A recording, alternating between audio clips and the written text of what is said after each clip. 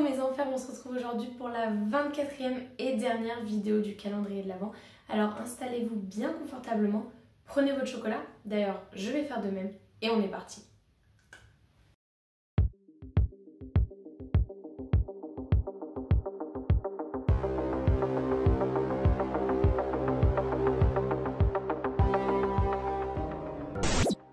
Aujourd'hui, je vous parle de Bruce Pardo. Et ce n'est pas un hasard si j'ai choisi cette histoire, c'est tout simplement parce qu'elle se passe le 24 décembre. Le 24 décembre 2008, à Covina, dans la banlieue de Los Angeles, Bruce Pardo est déguisé en Père Noël.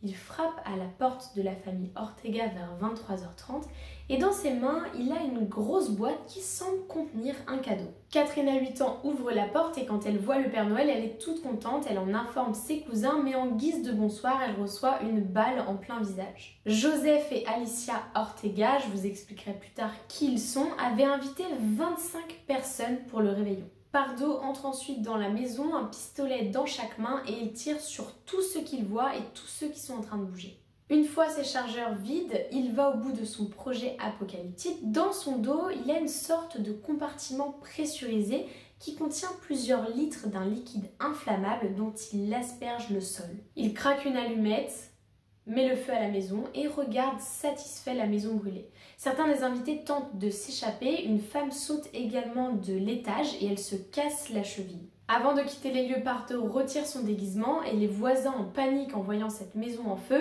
appellent le 911.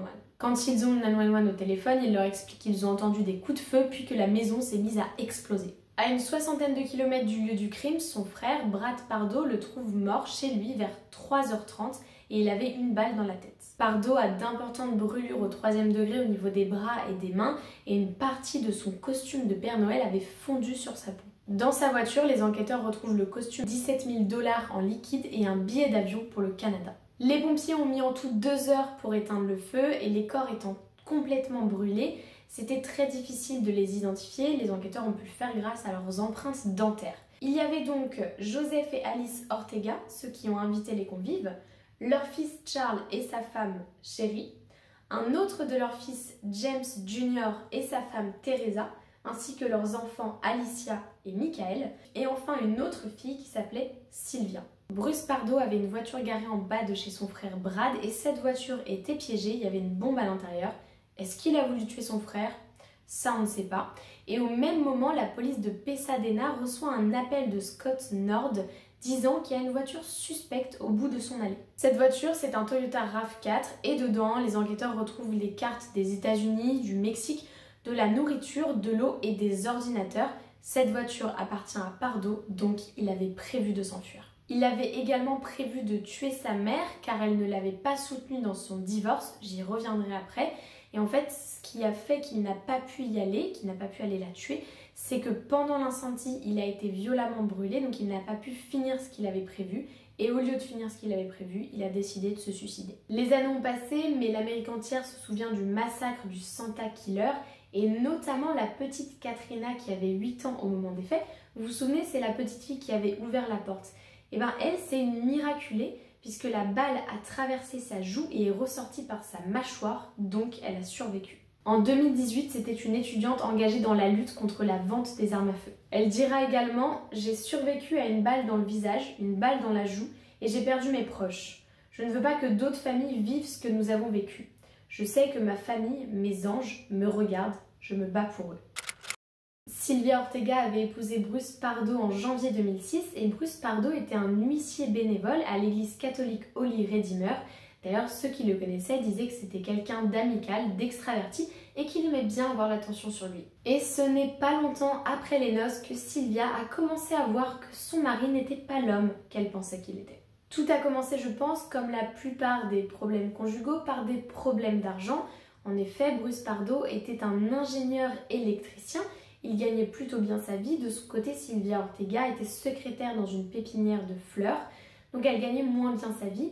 Et Pardo a refusé d'ouvrir un compte commun et d'aider Sylvia avec ses dépenses et avec les dépenses de ses 3 enfants qu'elle avait eus lors d'un précédent mariage. À la fin de leur première année de mariage, Pardo était devenu froid, distant et avare et cela a provoqué de nombreuses disputes. À l'insu de Sylvia, les enquêteurs du FBI découvrent plus tard un incident qui mettra en lumière à quel point Bruce Pardo pouvait être égoïste. En 1989, il s'était fiancé à une de ses collègues, ils avaient prévu un grand mariage et une lune de miel très coûteuse à Tahiti. À l'époque, Pardo n'avait pas beaucoup d'argent et vivait avec sa mère, donc c'est sa fiancée qui a puisé dans ses économies pour payer la réception et pour faire un dépôt pour la lune de miel. Pardo ne s'est jamais présenté le jour de son mariage. En plus de ça, Sylvia apprend qu'il avait retiré tout l'argent qu'il y avait sur les comptes bancaires communs pour se financer un voyage à Palm Springs en Floride. Fin 2017, Sylvia apprend une nouvelle chose sur son mari et sur notamment son ancienne liaison. En effet, ce dernier aurait eu un enfant. 5 ans plus tôt, la mère Elena Lucano était partie faire du shopping et Pardo était resté à la maison pour surveiller son enfant de 13 mois. Pendant que Pardo regarde la télévision, son fils tombe dans la piscine et avant que sa mère Elena ne rentre, Pardo va le chercher, le prend dans ses bras et le berce inconscient en hurlant parce qu'il ne savait pas ce qui se passait. Il aura fallu des heures de réanimation et un vol en hélicoptère vers l'hôpital pour stabiliser le garçon. Quelques semaines plus tard, les médecins déterminent que le petit garçon avait subi de graves lésions cérébrales dues au manque d'oxygène et qu'il allait rester paraplégique toute sa vie et que donc il aurait besoin de soins constants. Et c'est là où Sylvia a été le plus choquée. En apprenant cela, Pardo a rompu avec Elena et l'a quittée elle et son fils. Lorsque Sylvia apprend ça, elle ne peut pas pardonner une telle insensibilité. En plus de ça, elle ne veut pas être complice de sa fraude fiscale, notamment avec son ancienne femme, pour le mariage. Et donc, ils commencent à dormir dans des lits séparés et ils divorcent en mars 2008. En juin 2008, Pardo est condamné à verser plus de 1700 $ de pension alimentaire à Sylvia Ortega. Et c'est ce même mois où il commence à acheter une arme semi-automatique, un Sig Sauer 9 mm. D'ailleurs, il en achètera 5 en tout. Un mois plus tard, il est licencié de son travail. En fait, il facturait frauduleusement des clients pendant des heures où il ne travaillait pas et donc, sans surprise, il ne touche pas les allocations chômage. Leur divorce est finalisé le 18 décembre 2008. Pardo garde la maison mais doit payer 10 000 $ à Sylvia qui, elle, garde la bague de fiançailles qui est coûteuse et le chien. Tard dans la nuit de la veille de Noël, des habitants de l'impasse de Covenant disent avoir vu un homme en costume de Père Noël sortir d'une Dodge Caliber bleue. Le Père Noël, qui tirait une grande boîte à cadeaux sur des espèces de roues, a fait un signe aux passants et leur a dit « Joyeux Noël ». Et la suite de l'histoire, vous la connaissez puisque je vous l'ai racontée au début. Voilà, c'est la fin de cette affaire de Santa Killer. Et j'espère que cette dernière affaire du calendrier de l'Avent vous aura plu. Il me reste à vous souhaiter un joyeux Noël et de belles fêtes de fin d'année car je ne reviendrai qu'en 2022. Mais comme d'habitude, je vous attends dans les commentaires. N'hésitez pas à me dire ce que vous avez pensé de cette histoire, mais aussi de tout ce calendrier de l'Avent là. Quelle affaire vous a le plus plu?